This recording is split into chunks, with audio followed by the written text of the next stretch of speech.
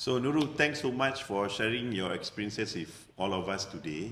Do you have any advice that you'd like to give to the audience out there, those who are interested to start trading or those who want to go pro? I would say, first of all, to open up your mind, give yourself a chance to explore how trading works, to find out if this is the right fit for you in the first place. Don't just tell yourself, "No, I'm happy with my 9 to 5 job."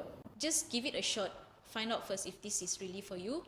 And next, if you think that maybe you cannot afford for the program, but think again, this is a skill that can benefit you eventually. If this is a skill that can give you time freedom and financial freedom, I will honestly say whatever that you're paying is actually just 1% of whatever you will benefit eventually.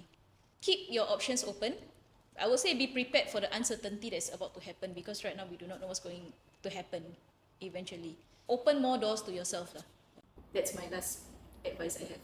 Okay, thanks Nurul for all the gold nuggets and important pointers that you have shared with us. I'm sure the audience and myself have actually learned quite a bit from you as well, especially about how children benefits from their parents actually trading. In fact, it is part of financial literacy, right? Correct. Yeah. So thanks so much, Nurul, and hopefully to you guys out there, keep a lookout for the next session on how we at Pro Traders Network trade the pro style.